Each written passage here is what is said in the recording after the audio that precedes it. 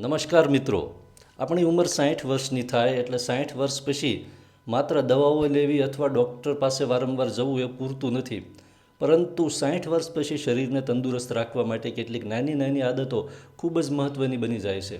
અને આ આદતો છે એ શરીરને સક્રિય રાખવામાં, દૈનિક કામકાજ સરળતાથી કરવામાં અને જીવનને સ્વસ્થ રીતે જીવવામાં આપણી ખૂબ જ મદદ કરી શકે છે.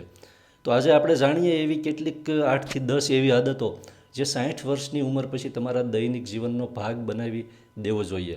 એમાં એક છે નંબર 1 ઉપર દરરોજ શરીરને સક્રિય રાખવો. સક્રિય એટલે કોઈ પણ રીતે શરીરને એક્ટિવ રાખવો, હલનચલન કરતું રાખવો. બેઠાડું જીવન છે એનો ત્યાગ કરી દો. કોઈ પણ એક જગ્યાએ બેઠા બેઠા કામ ન કરો.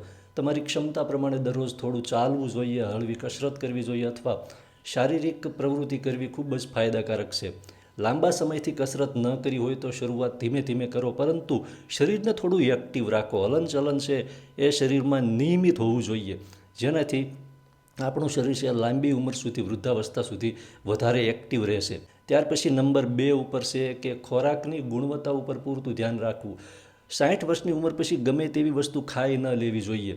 60 વર્ષ પછી ખાવાની માત્રા કરતાં જે ખોરાક છે એની ગુણવત્તા વધારે મહત્ત્વની બની જાય છે. મિત્રો, તમારા ભોજનની અંદર વિવિધ પ્રકારના શાકભાજી, ફળો, આખા અનાજ, ફણગાવેલા કઠોળ અથવા તમારી જરૂરિયાત પ્રમાણે પ્રોટીન જે હોય છે એના સ્ત્રોતનો સમાવેશ કરો. અતિશય તળેલું, વધારે મીઠું કે ગળ્યું અથવા વધારે ખાંડવાળી વસ્તુ છે એનો ત્યાગ કરવો જોઈએ. સૌથી મહત્ત્વની વાત એ છે કે કોઈ એક ખોરાક છે એ ચમત્કારિક દવા સમજીને ન ખાવો જોઈએ. સંતુલિત આહાર છે એ જ સૌથી મહત્ત્વનો છે. નંબર 3 ઉપર છે પૂરતું પાણી પીવાનું ધ્યાન રાખો. આપણી ઉંમર જ્યારે વધે છે ત્યારે તરસનો અનુભવ છે પહેલાં જેટલો સ્પષ્ટ નથી રહેતો. તેથી માત્ર તરસ લાગે ત્યારે જ પાણી પીવાની જગ્યાએ દિવસ દરમિયાન નિયમિત રીતે થોડું થોડું પ્રવાહી છે લેવાનું અવશ્ય રાખો. પરંતુ જો હૃદય, કિડની અથવા અન્ય કોઈ સમસ્યા હોય તો પ્રવાહી મર્યાદિત રાખવાની સલાહ ડૉક્ટરે આપી હોય તો એ સલાહ પ્રમાણે ડૉક્ટરની સલાહનું પાલન કરવું. બાકી થોડું થોડું પ્રવાહી લેતું રહેવું. નંબર 4 ઉપર છે કે ઊંઘને મહત્ત્વ આપો. ઊંઘ છે ને એ દવા જેવું કામ કરે છે.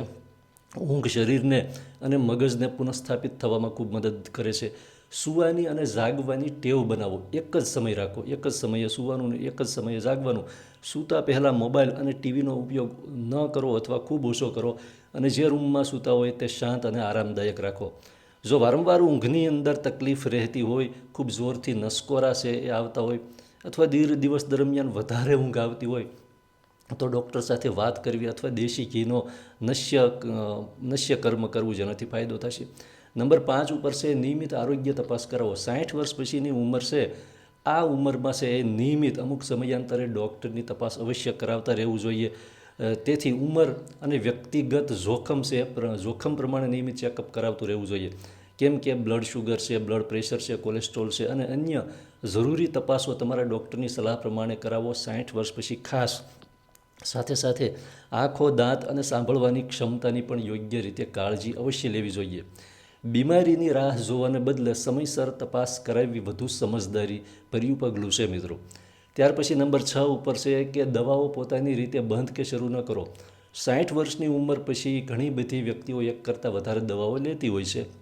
આ સ્થિતિમાં કોઈ પણ દવા ચાલુ હોય તો પોતાની રીતે બંધ ન કરી દેવી અથવા ડોઝ બદલવો અથવા બીજી વ્યક્તિની દવા લઈ લેવી, આવું જોખમી બની શકે છે. અથવા કોઈ પણ દવા એમનેમ સીધી આપણી રીતે ચાલુ ન કરી દેવી જોઈએ.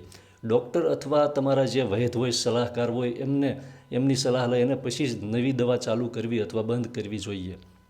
નંબર 7 ઉપર છે મગજને પણ સક્રિય રાખો. જેટલું શરીરને એક્ટિવ રાખીએ એટલું જ મગજને પણ સક્રિય રાખો.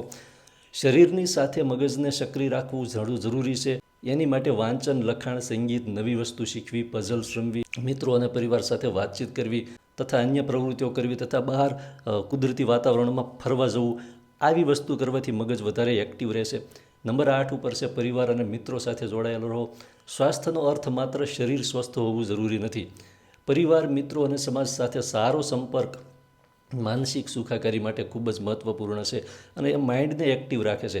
એકલા રહેવાને બદલે શક્ય હોય ત્યાં પરિવાર સાથે સમય પસાર કરો. કુદરતી વાતાવરણમાં બને એટલો સમય પસાર કરો તો વધારે આપણું શરીર છે એ માનસિક અને શારીરિક બંને રીતે વધારે એક્ટિવ રહેશે.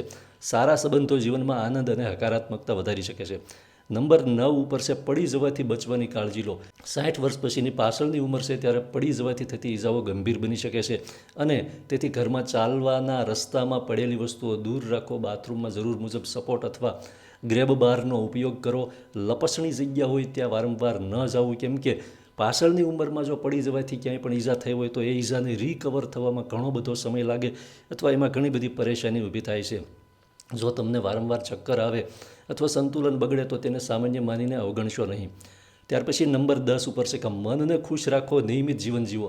60 વર્ષ પછી જીવનમાંથી આનંદ ઓછો કરવાની જરૂર નથી. તમને જે ગમતી પસંદગીની જે વસ્તુ હોય ને અથવા ગમતી પ્રવૃત્તિઓ માટે સમય કાઢો, જેમ કે બાગકામ છે, વાંચન, સંગીત, પ્રાર્થના, સંગીત વગાડવું, તબલા વગાડવા અથવા શોખની કોઈ વસ્તુ હોય એની પ્રવૃત્તિ દરરોજ કરવી જોઈએ અથવા વારંવાર રખડવું જોઈએ. કુદરતી વાતાવરણમાં જંગલમાં રખડવા જતા રહો.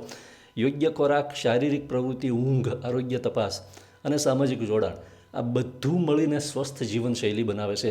અને 60 વર્ષની ઉંમર છે એ અંત નથી, પરંતુ જીવનને વધુ સમજદારીથી જીવવાનો નવો તબક્કો છે. દરરોજની નાની નાની આદતો છે એ મોટો ફરક પાડી શકે છે. યાદ રાખો, દરેક વ્યક્તિનું સ્વાસ્થ્ય અલગ હોય છે. તમને કોઈ બીમારી હોય, નિયમિત દવા ચાલતી હોય અથવા કસરત શરૂ કરવાની હોય, તે પણ તમારા વૈદ અથવા નિષ્ણાતની સલાહ પ્રમાણે વધારે શરૂ કરવી જોઈએ. તો દોસ્તો, આ હતી કેટલીક એવી ટેવો કે જે 60 વર્ષ પછી ખૂબ જ મદદરૂપ સાબિત થાય છે આપણું સ્વાસ્થ્ય જાળવવામાં, શારીરિક અને માનસિક બંને રીતે. ખૂબ ખૂબ આભાર. જય માતાજી.